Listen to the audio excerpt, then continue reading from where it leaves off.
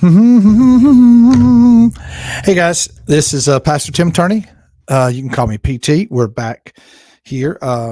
We just got through not too long ago with living and learning the locals, and for just a quick update, let's give you an update on all things New Day Revival. New Day Revival. It's going to be in. We've got a singing at True Revelations Church. This church is going to be, it's right across the Alabama line. Somebody said, now you should have had your stuff together, Mr. Tim Turney. Hey, I don't need you talking to me like that. I'm a grown married man. Okay.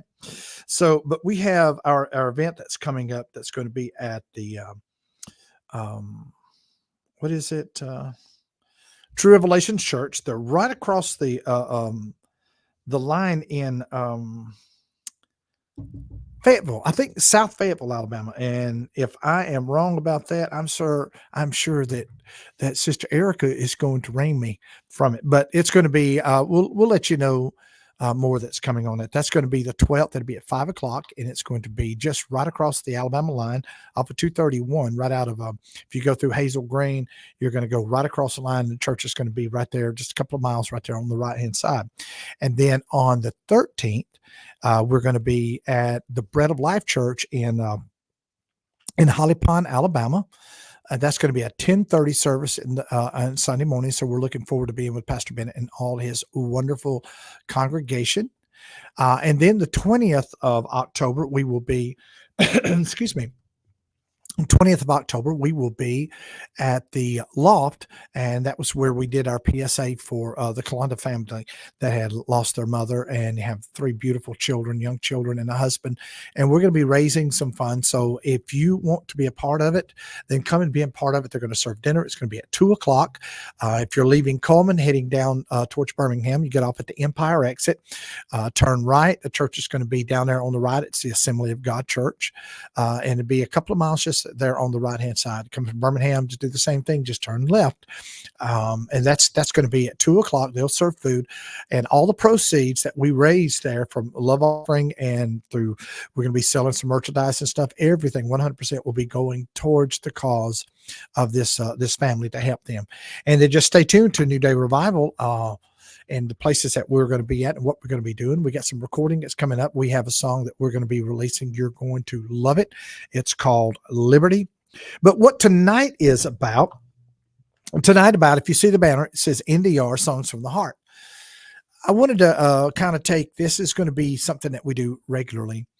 We talk about songwriting. Now, as earlier I mentioned about songwriting with a friend of mine locally, and he came in here and did a Circle of Fifths with us.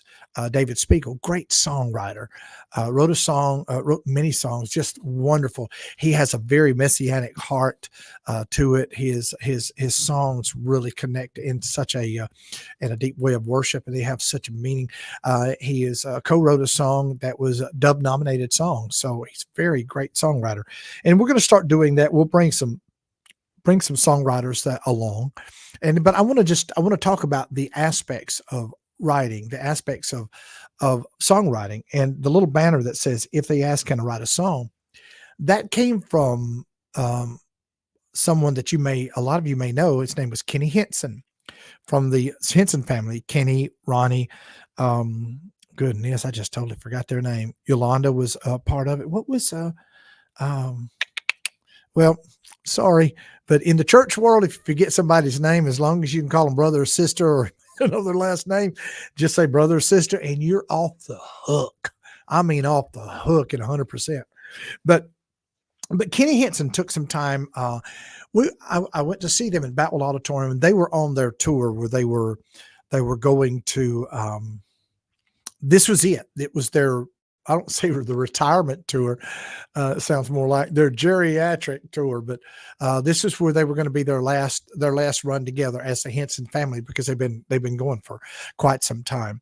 And I remember Kenny was at the table, and Larry was there, and they were signing autographs and greeting the people as they normally do. So I remember Kenny saying something to his brother Ronnie, I'm going to the bus. And I wanted to have that opportunity to jump in there before he left. And I said, Mr. Henson, could I just ask you a quick question about songwriting. And he said, first call me Kenny. I said, all right, Brother Kenny. He said, okay, what's your question? So I don't remember what the question was, but I know it was about some dynamic of songwriting, and I was just kind of getting new into the field of writing. I wrote a few things, but I was still kind of insecure about where I was going with the writing. And he said, follow me. So I walked with him, and we spent about 35, 40 minutes outside of Batwell Auditorium at the little half concrete wall that was outside where they parked the buses and stuff. And he sat there, and we talked songwriting, and he spoke to me, and he mentioned this book. It says, if they ask, can I write a song? I don't know if that's exactly the title. I really, really, really wished I could remember and could find that song. But it's a secular writer. It wasn't a Christian writer. It wasn't a gospel writer. And he made mention to say that. But he said you would learn a lot from his thought process, his thought patterns about writing a song. Then he told me how he processed songs and how he wrote. I will never forget the moment. I'll never forget that time in my life where he spent that time with little old me outside there, and it helped to forge my path in songwriting. And someone asked one time, he said, what's your thoughts on songwriting? How do you write a song? Excuse me. To ask me how I write a song, that is a loaded question, because songwriting, so now it may not be for everyone else, but songwriting for me, it's not a one bullet point, bullet point, bullet point. It's not something that's set, because it comes in different formats. It's like when I thought that I was going to have a surfing career. I left Nashville, moved to Florida, had a kayak, was always on the water kayaking. I love kayaking. I love going to, I did the Harpeth a lot. I went to do the easy part of the Coe, and different rivers that was all up in there. And just enjoyed it immensely. So I went down. The very first thing I did is, once we moved down there, about a couple of days, I asked a local guy that was part of the church that we were going to be involved with. I said, so tell me, we're some good class 2, class 3 that I could drop my kayak in. And he went, first off, what is class? And I had described it to him. He said, second off, you're in Florida. Florida's flat. There is no white water unless you go to the beach. And I was bummed. And he said, now, if you just like put it in the water and just do a slow roll in the bank, you're good here. So, and the kayak that I had was not made for ocean travel. So I thought, what do I do? And then there was this young man that was at church. He had a surfboard. And I was talking to him about it. He said, oh, I've always wanted to kayak. I said, I want a surfboard. You want to trade? He went, would you trade? Yeah, trade. So I went to the local surf shop out at the beach in Jacksonville, Florida. I got my wax, put it on there, planned my day, watched as many videos as I possibly could. And then I stood out right there at the beach. I had that surfboard, kind of like it's in the sand, and you're standing there and you're looking out over the water. And I was looking, I seen all of these surfers on the north side and south side of the pier in Jacksonville. And I'm just standing there going, this is cool. I'm going to be one of the boys. Yeah. And so I'm looking out, and I had my surfboard. Well, one, I didn't realize that with my weight, that surfboard was not made for me. I needed something a little bit bigger, but I figured I could make it work. So I rubbed my board down. Surfers were coming by. Hey, what's up, man? And I kept wondering, why are all these surfers got these bodysuits, or most of them, everybody's got a bodysuit, or they've got a shirt on. And I thought, well, that's crazy. Why are they sucking up the sun? I've just got my glorified Walmart swim trunks on, and that's it. I came down there, dropped my shirt in the vehicle. I got my shorts and my flip flops and seat, and I was going surfing. Waxed down my board. I went out and to put myself on it, and I rolled out best I could. Fell off the board multiple times, just going out to where the waves are at. And after about 45 minutes, I felt like I had been in a WWE wrestling match. I felt like that I was only opponent in a cage match with 20 of the best wrestlers there is. I was so worn out. I was tired. And I'm thinking to myself, I'm supposed to be having fun. I'm not having fun. And and then I realized when I got back to the bank why they wore shorts. I mean, why they wore bodysuits or they wore a shirt, because that sand that got embedded into the wax was like sandpaper. And not only did I wear myself out, I mean, I've got burns on all part of my chest. I'm hurting. In that salt water, and I've burned for a couple of days. And I sit back and I went, and I was doing this, and this guy said, "Man, you should have wore a shirt." I went, I've learned my lesson, and that was my surfing career. There you go. Now, somebody said, "Why did you chase that rabbit?" Because songwriting, the one thing that I was told, when you get out there, you wait and watch. You wait for the waves and watch for the ones that you feel like that you can actually get a hold of, because every wave, they'll look alike, but there are time sequences when you'll have some swells like this, and then you'll have a few bigger swells, smaller swells, and then you'll have, like, every 90 minutes to 2-3 minutes, you'll have that big rolling one that everybody wants to grab a hold of. And so songwriting is like that. It comes in waves, and it's different type waves. It may come in, your song that you do may come in to be you may get a title. I got a title on the way back from Nashville. I was heading to visit the family in Alabama, and I called my A&R director, Zane King. I said, "Hey, I've got a title for a song, Something Out of Nothing." He went, "Ooh, I like that. That's got a good hook." He said, "Let me know when you get it wrote." So I got it finished about 20 minutes later. I sent it back up to him that day, or later that day, or the next day, and he pitched it. And a couple of days later, he told me, he said, "Gerald Crabb with the Crabb family, with Jason and all them, and Adam and all them, and Kelly, he wants to record that on their project." I went, "Are you kidding me?" Because he writes everything. And so that song came as a title. Then there are times that the songs that do come to me, I've even got a tune, a flow, a melody, before I even got any words. If you listen to on my phone here, and I encourage every single one of you to do this, but I know you can't see that, but that's called it's all recordings, and you'll see I've got songs. Look at that. I've got ideas.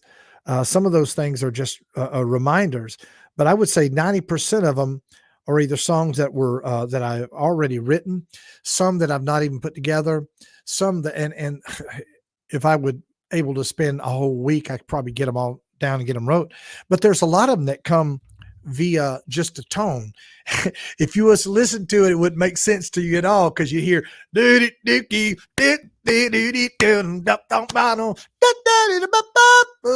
I mean, it's like, I mean, that's how sometimes it will come to me. And I'm certain if somebody was to pick that up, they're going to go, "Wow, this guy is crazy." And then there's times it will just be a concept, and I'll speak, like, there was one song that I put down. It's no music. It's just the concept of a man coming into Jerusalem, and there's commotion and there's everything going on. And he's standing there, and he's coming. He has no earthly idea what's happening, but here comes Jesus down the Vela Dolorosa, bearing that, and he's been beaten. He's wearing his crowns, and he asked a question. He says, "Who is this man?" Um, and then, and it goes on with the concept of another person coming in, and they talk about what happened, what's in Golgotha, and who is this man? And then him revealing himself to the world, and then answering the question who he is. So that concept's coming. It's not even got a tune, but it's a concept. Then there's times it will just like snap. I was listening to Aaron Tippin's song about America. And as he was singing, I kept thinking, there was a little bump in that chorus, and I thought, "God is faithful." And I went, "Oh, I like that." So I sit there, and in about 15 minutes, I had a song called "God is Faithful." I had it written, and we recorded it. We took it to Nashville. Some of the last projects that Ronnie Tripp, who was with the Laverne Tripp and the Tripp family, he had a studio up there. Him and Danny Parks, and Les Butler, they put this down. And it was number 18. It was prior to COVID. I mean, we'd really had a lot of momentum. So it just came like that. So songwriting can't be, you just can't bottle it up like that. But there are structures. There are ways once you get your concepts and ideas of how to lay it down. There's an idea that I took from college, and see if I can do this right here. All right. So when I was writing essays, writing stories, or writing things that was required, I would do it in a cluster. My cluster would start in the center. I'd have that center, if you could see that little circle right there. All right. So I would go, let's just write here. Let's just write there. See that? It says song. And so I would take and make maybe 2 or 3 lines to something, to an idea. I would say song, what I want to write about. So the song could be about dogs. Okay. And then I would have up on this line, I would write there, what are dogs? Um, what kind of, and there could be another line, what kind of dogs are there out there? What is the best things about dogs, and how do dogs make your life better? And so you take that cluster and you write those questions, and then from those lines, you write these little bullet points, and then you bring it back to your brain and you sit down and you put it into a storyline and you create a thesis and you write it. That's how I process writing essays. And songs are kind of like that. They will come, and you want to have some kind of structure to it. It could be a song has a 2-line rhyme and one that doesn't. And then the next stanza or the next part of that verse could have 2 lines that rhyme, and that last line will rhyme with the third line. So you have 3 lines at the beginning, 3 lines at the end. The first 2 rhyme together, the last one doesn't. Then the next 2 rhyme together, and the last one will rhyme with that one. Does that make sense? That's one way of doing it. Then you can have where they have line after line, they rhyme. And then there's times that a song will flow that really doesn't have a rhyme per se to lead you into it. It's just how it goes. That's why I'm saying with songwriting is like surfing. It's like you catch that wave. You identify, what wave do I want to surf? What is the focus? What's the feel? So you can't pigeonhole songwriting into one specific genre, because I had a neighbor who would come out to my house sometimes, and he'd say, "Hey, Tim, I wrote a song." Okay. And it was pretty much like the song that he wrote the day before. It was one morning he woke me up in the morning time, early in the morning. I was wanting to sleep in. Knocks on the door. I go to the door. "James, what are you doing?" He said, "I wrote some songs. As a matter of fact, I've been up since 5 a.m. and I wrote 4 songs, and you got to hear them. These are hits, man. These are hits." Oh, gosh. And I do what I normally do. I just sit there and take it. Okay. And he would sing them one after another, and they were exactly alike. I knew what words he was going to use before he even used them, because he was just writing to write and throwing rhymes. Anybody can throw a rhyme together. You can go on a website and go words that rhyme with so-and-so and just put things down. But in order to develop that hook, that especially in gospel music, you want to have a message. Well, even don't even have to be gospel music. Songs that reach out and touch someone have a message that they identify with. Certain people like certain genres of music, and so there's certain words that are used, there's certain phrasing, there's certain structures to a song that really capture the life and essence of songwriting to that genre. And so we'll go on, and what I'll do is maybe one of the next time that we do Songs from the Heart, and we'll talk about structural dynamics. And I'll have my big whiteboard up here and have another camera set up so it'd be a little closer to you, or just get it closer and show you some of the dynamics and kind of help you along and kind of help structure your songs. And one of the things is, you want to remember that you don't have to be stuck with one certain tune. Take the ideas. If you're stuck on something, find somebody who is a songwriter and say, "Hey, what do you think about this? Send it to them. Let them hear it, because sometimes their idea will kick that thing into the next level. And all of a sudden, then you go, "Ooh, that works. That works great. What about this?" And before you realize it, you've co-wrote a song with someone, and it's really good. And so that's the aspects of songwriting. So I want to leave you as we will do with every one of these. If they ask, "Can I write a song from the heart?" is I want to introduce you to one of my songs of mine. And I was thinking about one. I was thinking of a song I wrote a little bit ago. It's kind of got a little soul feel to it, a little jazzy feel. And it just says, "These are the promises of God." And I'm going to leave you with this, and just let me know what you think about it in the comments. You ready? Tick, tick, tick, tick. That's a click track for those out there who want to know what that is. Tick, tick, tick, tick.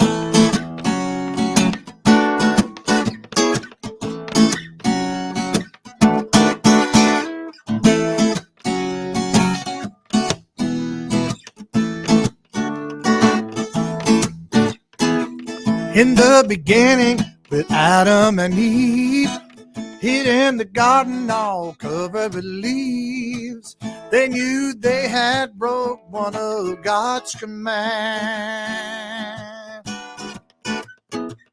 He said he sent one to set them free, and he bruised the devil's head at Calvary. And on the third day, they saw the promises of God. He'll never leave you, he'll never forsake. He'll bring you out no matter what it takes. And when the devil comes in like a storm, he'll be there to keep you safe from harm. If you need something else to be said, I've even heard God can raise the dead. Take it for the truth. These are the promises of God. Ooh, that's the lead guitar. It should be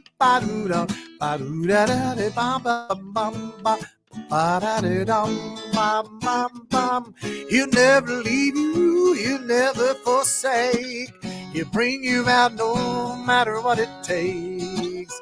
And when the devil comes in like a storm, well, he'll be there to keep you safe from harm. If you need something else to be said, I've even heard God can raise the dead.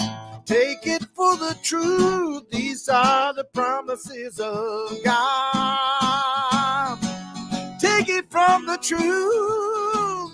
These are the promises of God. Ooh, yeah.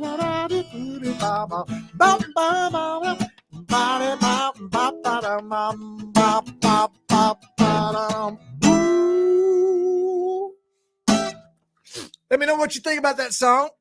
Until next time, may the Lord bless you and keep you. Keep up with all things New Day Revival. You can find us at newdayrevival.com. You can find us on our Facebook page, New Day Revival. And also, we made it very easy for you to find us on YouTube at the @ symbol. That's one of these. Oh, does it go like that? It goes, I got to do it backwards. It's an @ okay? It's not a cat, but it's an @ New Day Revival for your YouTube channel. So may the Lord bless you and keep you. Songwriters, keep writing. Don't stop writing, and don't be ashamed of what the Lord's given you.